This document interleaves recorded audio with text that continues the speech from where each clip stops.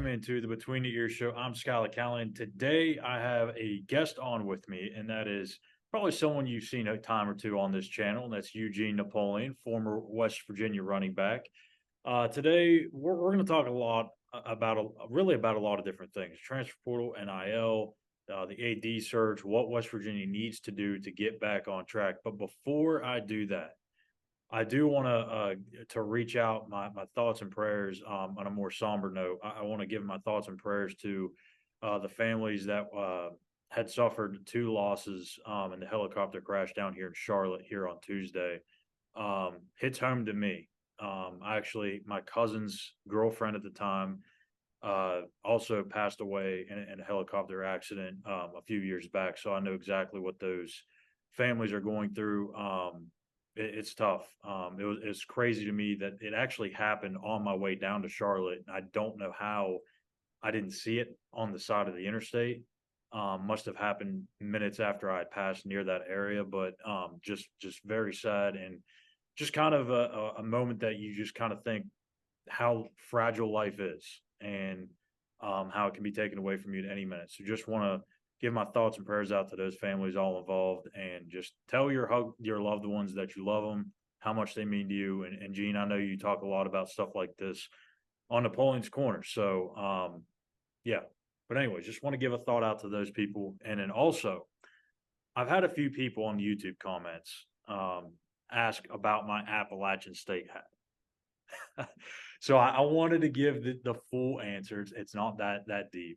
I don't really have any connections to App State. My wife is from Boone, which is where App State's from, and love the hat.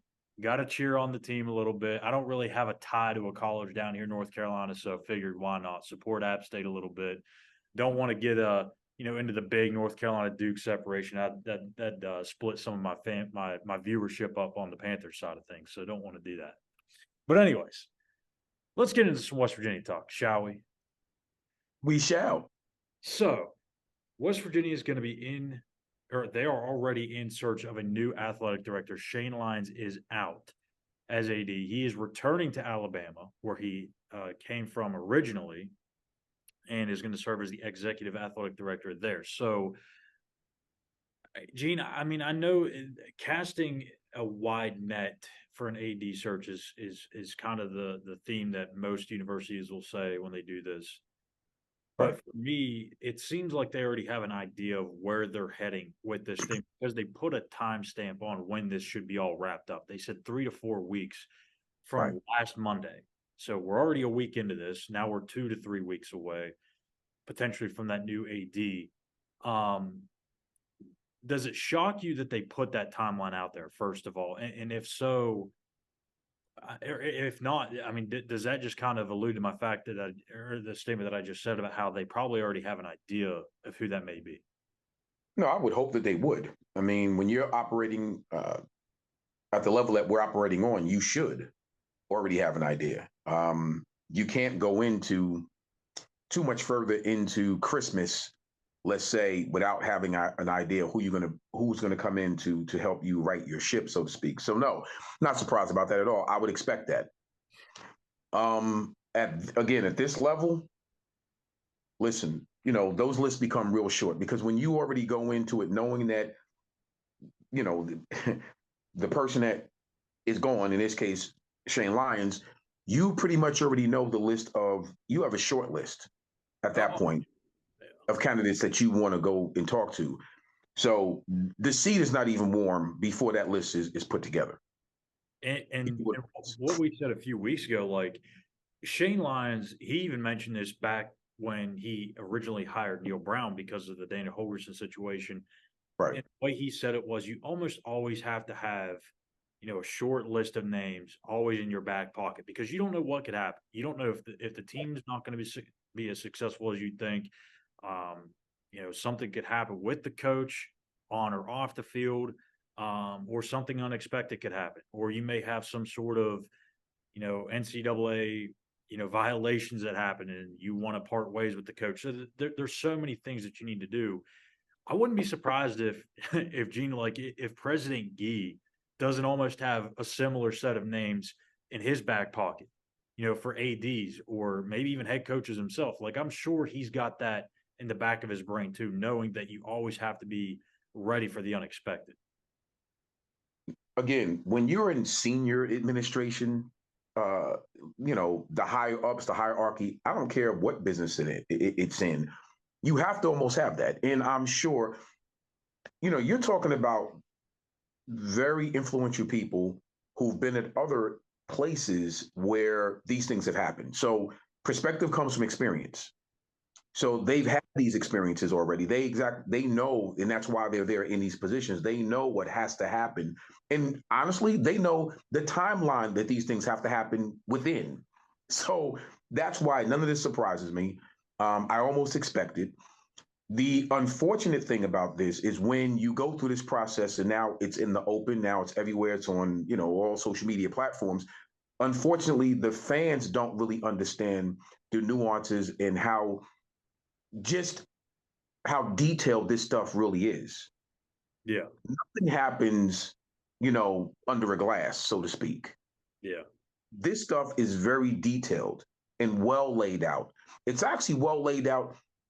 When a person takes a job, you better know that if you don't do what you need to do within that short period of time, you're out the door and they already have your replacement already in mind. Yeah. I mean, the one way I've kind of tried to explain to people like how the responsibilities are split. Now it's obviously much different between college and the pros, but like when you look at the president, I look at that as like an almost like an NFL owner, right? He's got full say over everything. The GM is essentially your AD.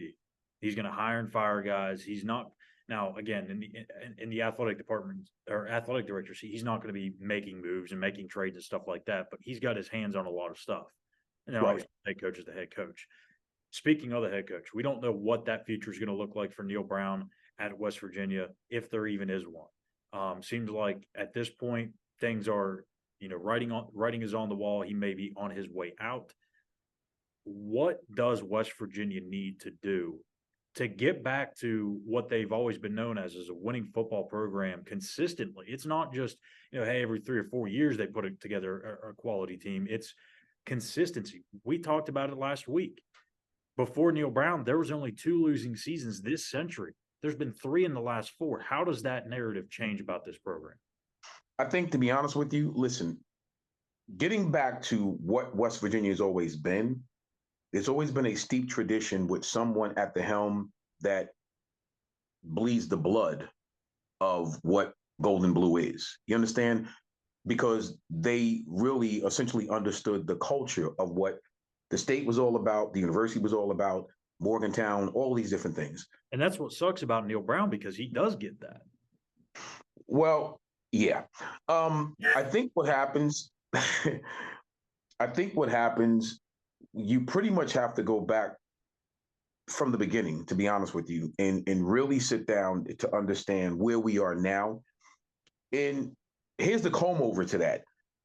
Where we are now culturally in college football has changed so much over the last 5 years, Oh yeah. right? You ain't got to go 10, 5 years, that you almost have to have someone who understands collectively all of it, all of it. The transfer portal, the NIL deals, the now universities are hiring freaking marketing firms to come in to really help them market their brand. Endorsement opportunities, bringing in people that know how to fundraise and really go out to really shake the boosters' pockets a little bit to bring in finances for university. You have to have someone that's pretty much a jack of all trades and a master of maybe two, because that person then understands how to bring in other people that can take care of the other things around him or her. That stuff is so important. And me as a business person who's been in business for 27 years successfully, I understand that. There's a lot of moving pieces when you're running a business.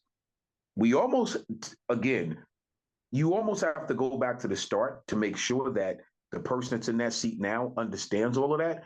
And West Virginia is a totally different place than all these other universities and how they go about their business. What I loved about playing for Coach Nealon back in the day, he did everything the right way. He did it the right way. You understand? You know, again, when you listen to guys on Relatively Sports with Eugene Napoleon, they call on my show, you get that is the staple, that is the common thread. We do it the right way. So there's a lot of things that don't happen a lot quicker when you do things the right way. Yeah. Yeah. When you cut corners and you're doing things not so right, yeah, you might get the results a little bit quicker, but they're not going to be sustainable. Yeah. You got to keep that in mind. So I'm saying that to the fan base so they could really understand. West Virginia has always done things culturally the right way. You're not bringing in people that you shouldn't bring in just to get the snap higher, and all of a sudden you run the brand of your university in a hole. We've been there before. You don't need that, because that takes you 10, 15 years down the road in the other direction. Yeah. Virginia's always been a great place with a lot of character, morals, and integrity that's been entrenched in our success because we've always done things the right way. I would like to continue on that road. So hopefully whoever they bring in as a head coach, if it's not going to be Neil Brown next year or moving forward, it has to be somebody that really understands all of those things. Yeah. And what cracked me up earlier in the week, Bob Huggins, he's always good for a joke or two. He talked about the NIL stuff and how that affects recruiting now, because I mean, let's face it, that is what the college landscape is right now. It's all about NIL deals and how you can get the best. And it was funny because he said, before you almost used to get the death penalty for giving a kid a pencil. And now you can give them $1 million and it's okay. Like from being able to go from one thing or one extreme to the other, that's a big change for not only student athletes, but for coaches too, to adjust to that. You've got to be able to find a coach. If it's not Neil Brown, find a coach that can navigate through this and get the best guys, I guess, for the best deals. I mean, you're almost got to have like a salary cap kind of thing in your head, like as an NFL GM would, to be able to, how can you get the most talent for the best price? I mean, that it's hard to even feel or talk that way about college sports, but that's exactly what it is right now. That's what we are. And here's the best thing about it. Unlike professional sports, there is no salary cap. Exactly. And that's the scary thing. You have to have the ability to go out and either forge these new relationships or bring someone in that understands what that looks like, that already have certain relationships already in place. And if a kid gets 3, 4, 5 of these type of endorsement opportunities, there is no salary cap. The key is, and I'm going to share this, which is funny, you almost, if you really want to break this thing down, should happen is if you get a marquee guy, and in your recruiting situation with that marquee guy, you tap into people that you already know. If he's a national recruit and he's a brand name kid, you go after those brand name sponsors. You go after those brand name opportunities. But what you really need to do, you also need to get your second and third string guys opportunities. Yeah. Because if they're happy, if everybody's eating across the board, oh man, your mouth's too full to start complaining. Exactly. That's a good one. Everybody's eating. So I would make sure that running back number 3 got a little something coming in, because he's going to tell everybody on their recruiting trips, man, this is a great place, man. Shoot, I got a deal with a sneaker company, and all I got to do is wear the shoes. I got $100,000 coming in. Great. Okay. You almost have to be, I want to use the word clever, but in a way where it opens up an opportunity for just about everybody, because then because you're going to get the complaints. You're going to get that. I don't care where you are. The problem is, if you don't understand NILs, those big time guys with deep pockets, with boosters that have deep pockets, they're going out to all their boys and all their friends and saying, hey, get this guy $500,000 to cast a reel. We're going to shoot him and film him, and that's going to be a promotional for your. Don't you own a fishing store?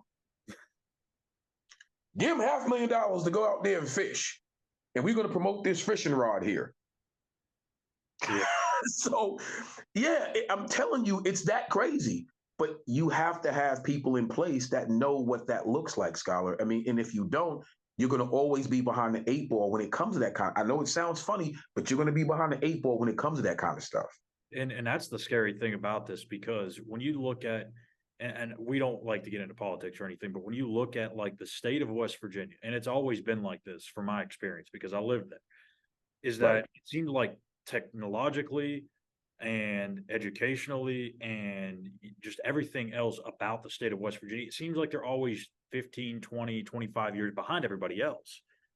So how does a state that doesn't generate a whole lot of money and bring in a whole lot of money, how can a state like that get enough money to come in to still remain competitive when everybody else is going to start picking their game up? I mean, we're talking like even Central Florida, right? They're in Orlando, or or some of these other smaller schools, but that are in big markets like a TCU. I mean, yeah, they're not a small school, but compared to West Virginia, they're a smaller school, but they're in the Dallas market, right? Those schools are going to have so much money to play with. How does West Virginia keep up? Can they keep up? I'm going to say it again. You have to bring in people that know what they're doing. Yeah. Because you're right. That brings in other resources. You're not talking about getting it from the state of West Virginia, Yeah. from people who have long reach and reaches in different areas, not just the state of West Virginia. Now, don't get it twisted. West Virginia has a cachet. They have people who own different things. Yeah. They just don't spend their money in West Virginia. But that doesn't mean they don't got long, deep, wide pockets. Okay. So when need be, you can tap into those resources when need be. My point is, if you bring somebody in that understands marketing on that level, promotions on that level, that understands branding, that understands financial literacy, and they understand relationships and they have those relationships, the sky's the limit. Because it's not so much you focusing on what's happening in your own state, it's you have someone sitting in that seat or a group of people. Yeah. Do a think tank meeting with those kind of people. Have 5 of them on your staff. And their only job is to bring in NIL deals. Yeah. So you're not really focused tapping into what's happening in the state of West Virginia. You got people that have different resources. And what I would do, I would bring them in from different parts of the country. So that way, oh, you're good in the Northeast? Bingo, then that's what you focus on. Oh, you're good in the Midwest? Then the Midwest? Bingo, that's what you focus on. Oh, you're good deep down south? Bingo, that's what you focus on. Oh, you good in the Midwest? That's what you focus on. And you bring that money in to your university for your student athletes. And it's not just football.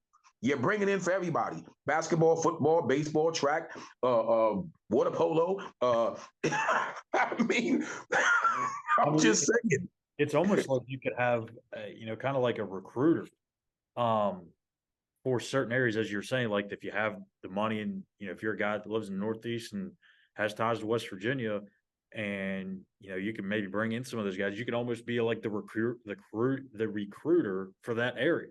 Yeah, let me tell you something. And people gonna get mad and upset, whatever. Listen, the same way these major universities have been cheating for years, before this stuff even happened, before the NIL, whatever the case may be, okay, they used to do it the same daggone way. Yeah. You're right. And what they would do, they would distance themselves from said booster or said people, but they were regional people. And then they were regional and national people who did that, boosters. A lot of times they wasn't even on campus handling the brown paper bag. So no, it's the same exact thing. Now it's just, it's legal. Now, I Now do we, want we now we don't have to hand the brown paper bag under the table. We can just give to it to flat you. out do it. Right. This is kind of an interesting kind of scenario or topic that I wanted to ask you because we talked about it before. I think I don't know if it was with you or maybe when Chris was on the show about how maybe that Neil was just put in a tough situation over the last 2 years because of the transfer portal, because of the NIL, and maybe Shane Lyons is out of a job because he didn't give Neil Brown enough resources to go and pull in some of the best talent. Maybe Neil Brown was handcuffed. Maybe he wasn't. I don't know. Um, but do you ever get like a feeling of like, okay, when you hear all these people talk and complain about Neil Brown as a coach, yet Mhm. they want to get you hear all the fans saying, well, let's fire him. Well, to fire him, you got to pay him a lot of money. You got to pay him millions of dollars. You got to pay the assistants $1 million to leave. You got to pay a few $1 million for the new AD, for the old AD, and now you're also going to have to pay in. Oh yeah, a new coach, a new coaching staff. Like there's a lot of millions of dollars that are going on here. Right. What if West Virginia just hangs on to Neil Brown? And I'm not saying that they should because I've kind of put my thought into that already on the show. But if they were to hang on to Neil Brown and this new AD comes in who's more innovative and forward thinking and is kind of more of a, the new hip kind of, AD that's going to be willing to give you more resources, give the head coach more money to work with, could this thing work? Or do you think that this is a whole different thing and they still need to go in a separate direction in terms of the new football or of the football coach? I think it's hard to answer that question because you don't know which one came first. But in other words, the resources or lack thereof, do we know that for sure from the AD's perspective? Yeah. Do we know that that opportunity wasn't given? Because if somebody's paying you $20 million, apparently they have resources. Yeah. Okay. So you're not limited financially, apparently. If you could afford those type of contracts, that means financially, for what we do, you're certainly not limited financially. Okay. Was there a problem with concepts? I want to do it this way. The AD wants to do it this way. Was that a problem? You don't know because, like I've always told people, West Virginia does their business behind closed doors very well, and that's something that's not going to be on that's not frontline business or frontline newspaper material for everybody to read. So that's an interesting piece. The biggest piece to this for me would be if you hire a coach, that means when you come in and you're negotiating your deal. I've never negotiated a contract where I didn't sit down and go over everything that I knew could potentially work, could be a mistake, an out clause, all these different things. Because it all shapes the deal. It all shapes your ability to be successful. And if you don't do these things, you're not going to be successful. I'm sure Neil Brown's a smart man. Yeah. Shane Lyons is a smart man. I'm sure they chiseled out every piece of how this thing should work. Unfortunately, it just didn't. Or it's not. It didn't work for Shane Lyons because he's no longer there. Yeah. And well, I mean, you got to think too, when Neil Brown was hired, transfer portal really wasn't a thing yet. The NIL certainly wasn't a thing. No, So right. when these two came together, they could have seen eye to eye on a lot of stuff. But when these two different things came into play, they could have had differences of opinion, and that could have completely changed their I relationship. agree. That sounds like that would make sense because it would. Both of those things, and one of those things in a nutshell, is enough to derail any plan. And But these are both of dramatic those things, things for too. sure, right, for sure, could be a potential problem. But I'm gonna share this. Listen, the transfer portal again, it giveth, it taketh away. That is I don't look at the transfer portal anymore the way I used to look at it. I don't like it. Let me be clear, because I think once a kid makes a commitment, right, once a kid makes a commitment, that's a commitment. But now you don't have a choice. So everybody is literally at the same level. You're dealing with the same thing that everybody else is dealing with. UConn ain't complaining about the transfer portal. Oh yeah. I mean, so come on. Some of these schools who really went in there with the mindset of I'm going to get the best talent that I can get in this portal, then that means get someone who knows what they're looking at when they're looking at talent. Better have a little bit of this when you go in there too. Well, listen, no. Depending on where you are and what conference you're in, you gotta have a lot of that. Yeah. Yeah. Shmoney's. You gotta have a lot of shmoney's. Speaking of the transfer portal, Neil actually talked about it during his press conference on Tuesday and how they are preparing for it because the transfer portal window is open where players can actually submit their paperwork and go into the portal. We've already seen a few names like Charles Woods announce his intentions to. There's going to be a dead period before coaches can come in and start recruiting. There's going to be a dead period where it allows coaches to sit down and have conversations one-on-ones with them. So here's what Neil Brown had to say. You got to be ready. So what we'll do next week is, there's a lot of things that have to be decided, but what we'll do is you try to get in front of it. There's the new dead period where the portal opens. Correct me if I'm wrong. Is it Thursday or Friday? I can't remember. But there's a period there where it's dead recruiting, so your coaches can't leave campus, and that dead period is in there so you can have conversations with your players. And so that's our intention, and it's I'm quite sure that our best players are, and the guys that we have to put a premium on retaining, they're going to have options. And I can get up here and gripe and complain about it, but that's the world we live in. All right, Gene. So, I mean, that was an interesting couple of minutes for Neil Brown, and for him to sit there and talk about how it's a never ending situation. You're always having to recruit these guys, and how their most talented players. This is the one that really kind of caught my attention. Is that their most talented players are going to have their options. That's a scary thought if you're a West Virginia fan, right? I mean, when you hear that, you're thinking, oh man, like even if he stays, that doesn't mean that a CJ Donaldson's going to be here, or a Caden Prather's going to be here, or a so on and so forth may not be here. Is that a scary situation if you're a fan?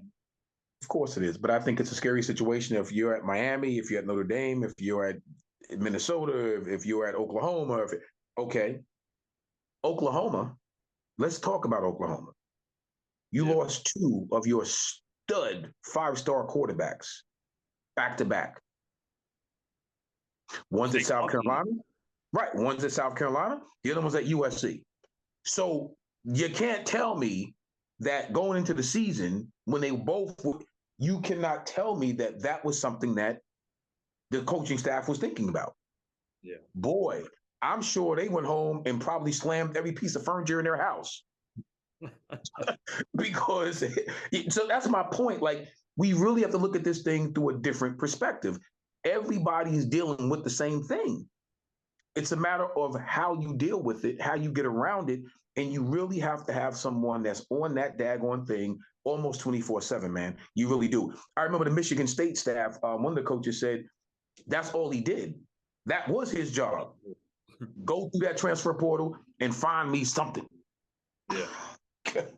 Last question before we get out of here. And I know there's a lot of good and bad with the transfer portal. A lot of people look at it negatively, especially if you're a West Virginia fan. But can West Virginia fans look at it in a positive way and think, you know what? Yeah, it's probably going to cost some money to get some of these guys in the portal. But there's also going to be a point in time, too, where, all these 5-star quarterbacks that go to Oklahoma or go to Ohio State, 5-6 years ago, you may have 3 5-star quarterbacks on those types of rosters.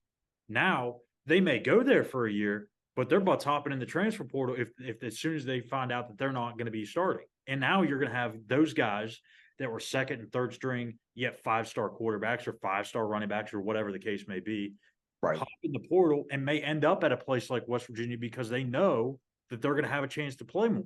Do you think that could be a possibility? That's going to be a possibility because it's a possibility now. Here's what's sad about that. It don't even matter if you're starting. The kid at Oklahoma who's at USC right now was the man up for the freaking Heisman. What you doing? Yeah. Hey, Akeem Messidor was a starter for West Virginia. Tyke Smith was a starter. Dre Miller was a starter. So They're that's that's the point. Like, you're going to get that regardless. This is just a different culture. You're dealing with different mindsets with these young people. No, gone are the days where your word means anything. Yeah. Your word and your signature now means nothing. And you can't build something for 3 or 4 years either. This is a like constant year after year after year roster management deal. I want to say, and I could be wrong, but I want to say Dabo Swinney at Clemson might be one of the best coaches in the country, along with Alabama and Saban when it comes to, and I want to say Georgia as well. You don't see as much movement in those programs as you do everywhere else around the country, year in and year out. And they continue to stockpile and just reload 5, 4, and 3-star young men. But I think it's because the consistency of what the expectation is with winning and losing and playing for a national championship every year. You will have a young person who say, I'll take my chances and I'll sit for a year or two because I know I'm going to get a ring. Or I know if I play just 1 year in this situation, I'm going to get a chance to go to the league. Exactly.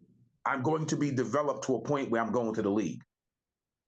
That has to account for a lot of this type of talk as well. Because why is it those programs don't lose those players? And this is even before the transfer portal. Yeah. Think about it. Easier for them to leave now. So absolutely. So I'm just saying we got to get on par with that. And we got to get on par with just making sure that the young people who do commit to WVU, they really want to be there. I can't even say for the long haul, because the long haul right now used to be 4 years. Now it's a year and a half. Exactly. A year or two. And if you mess around, it might just be in the spring. Yeah, exactly. That's the world we live in right now. The transfer portal, NIL, constant change, constant movement. It's a mess. It's chaotic. I don't know if we're ever going to get a perfect solution to this. Probably not, but we'll see. So that's going to do it for today's Between the Ears show. Be sure to check back tomorrow. Gene's going to be back on tomorrow. We're going to do the walkthrough game day show previewing West Virginia and Oklahoma State, the regular season finale, and really the season finale for West Virginia since they're not going bowling. So make sure you hit that subscribe button on YouTube, Mountaineers Now. Follow us on Twitter at Mountaineers Now, myself at Callahan _ and Eugene at Napoleon _ Eugene. So until tomorrow, we'll see you then.